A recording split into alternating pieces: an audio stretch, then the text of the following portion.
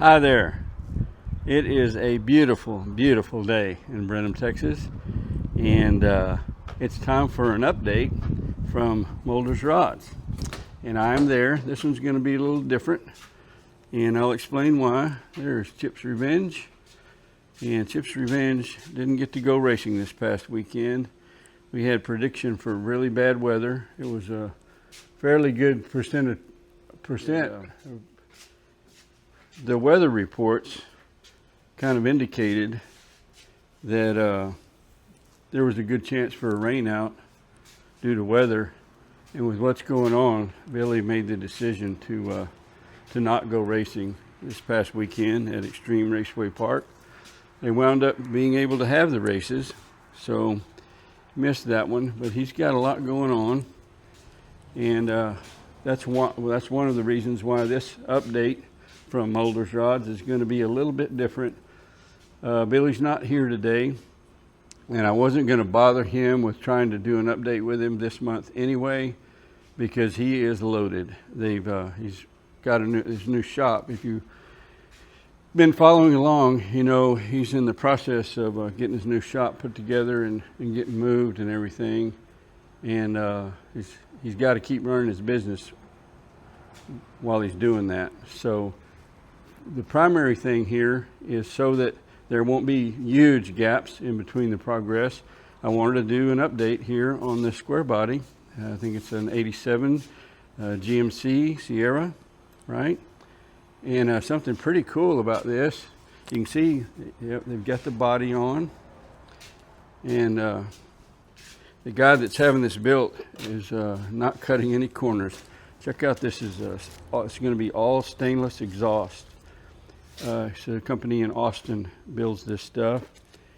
Got a gas tank there, and looks like, I can tell by looking, they've started doing some wiring, which is very tedious work to get everything wired up in a vehicle like this. A complete off-frame restoration, and yeah, it's coming along though. Cool thing, when I got here, the owner of this truck was here. His name is David, and I offered him to be a part of this video, and he declined. He's not willing to do that right now, but he had a suggestion that I love. He says he will do that at the very end when this truck is done. And I'll back up a little bit. When I met David, what I told him as we started talking, visiting a little bit, is I had already had plans. I've thought about this. I'm going to clip together all of the segments from previous videos all the way through the process of the work done on this truck, step by step, and put that together as its own video. And it'll be sort of a compilation, you know, on the history of this build. And we talked some more, and he showed me he actually has quite a few photos of this truck before it even came to Mulder's Rods, and going back in time. So we'll be able to put all that together, and at that time, then he will be willing to make a video with me and talk about the history of this truck, when he bought it in 1987, all the way through his decision to do what he's doing. This is a big commitment he's made here, right? And yeah, that'll be fun. That'll be interesting. Looks like the old Apache is about like it was. They may have made some progress. A lot of these things you can't really see. There's Chase's 57. And Chase did a video with me about this car the last time I was here, and I did a really poor job with the camera work and stuff. I haven't been able to piece that together in such a way that it's a video worth putting out. So I may ask him to do that again. There's the 1 ton they drove to, I don't even remember, Northern California, I think, to get a really nice truck that he's going to lower and repaint and stuff. I asked him, did he have any second thoughts or any reservations about doing that? Because this truck is pretty much original and very well kept and nice. And he says, nope, doesn't bother him a bit to customize it. I don't think I would do that, but I don't own it, and he does, and I think he needs to do what makes him happy. And there's his Pro Touring truck. Doesn't look like much has happened there. Okay.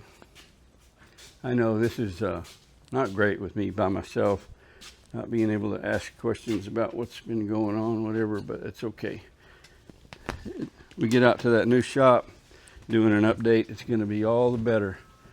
Look at this white Chevrolet coming right along, looking good.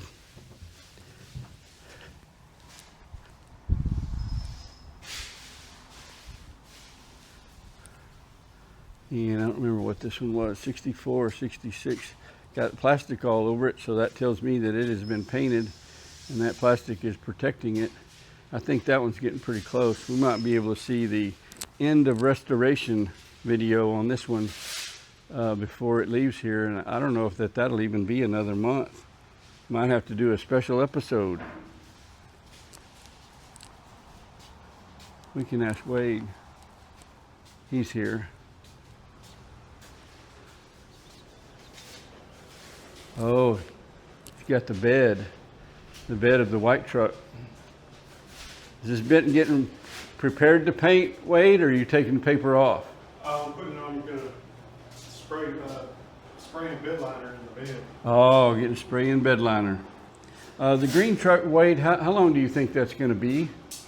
Oh, it'll be a while yet because Billy's got a lot of work to do to it as far as I see. mechanical stuff that's got to be done. Oh, So it's I got you. Going anywhere. It'll So be out of the body work and the painting's pretty close to being finished. Well, yeah, that's all done. I'm done. Right. With all that. He's just got other stuff to do. So that one might get finished at the new shop. Yeah, it's gonna definitely go out there to the new shop. All right.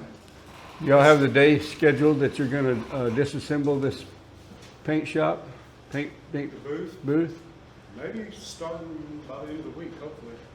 Whenever. I know you're really looking forward to that. Yeah, definitely. Yeah, we just got to get the electricians over here to disconnect the power to it, and then we'll Yeah. start taking it apart. This is probably one of the last things I got to spray in here before we can get this done, and then we can. White truck's coming right along.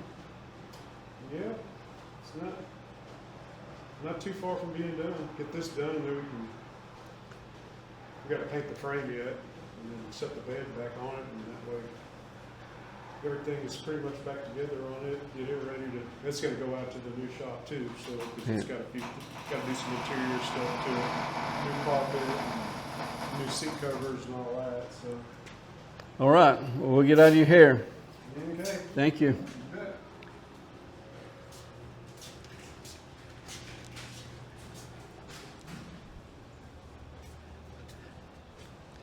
Billy told me a couple of these vehicles belong to customers that dropped them off and never committed to doing anything with them or whatever, and he's called them, and he had to do almost detective work tracking one of the guys down. And I don't know, why do you have a classic vehicle that you want to have restored and you drop it off? I guess they don't have any place to put it, and they're not ready to spend the money to have it restored, and they figure, hey, it's over there at Billy's. I'll just leave it there for a few years. I don't know.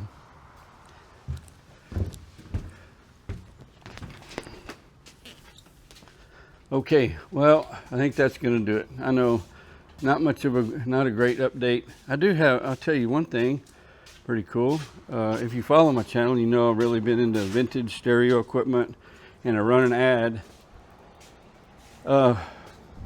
every week locally saying, hey, I'm interested in buying vintage, 70s and 80s stereo rack system components, like for instance receivers, amps, speakers, turntables, that kind of thing.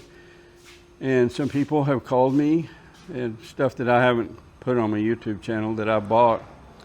And I really, like the one lady, it was 7 total components, the kind of stuff I was looking for. and she wanted $100 for it. So anyway, I've got quite a bit of stuff stacked up in my garage and in the bunker. And Wade was telling me he had a turntable, and he liked to play his albums on it. It was like a thing from Amazon, and it started messing up. It won't play at the right speed anymore, and it's just a turntable and a couple of little speakers, and it ain't working right anymore. And I told him, I can hook you up, because these people have been good to me. And I mean, I bought that stuff dirt cheap, and it's good stuff. It's worth a lot more than I paid for it, I tell you that. But I'm not gonna, try to make a profit selling him a stereo system. I'm gonna get him something that does justice to his vinyl records that he will enjoy, and I'll be happy to do it. So I'm gonna go back home this afternoon and try to pick through the selection that I have and decide what to bring Wade for him to spend vinyl on. That's on my to-do list. So anyway, from Mulders rods, let's see, I'm gonna say this one is gonna be closed out just like that. I appreciate you watching, and I will catch you next time.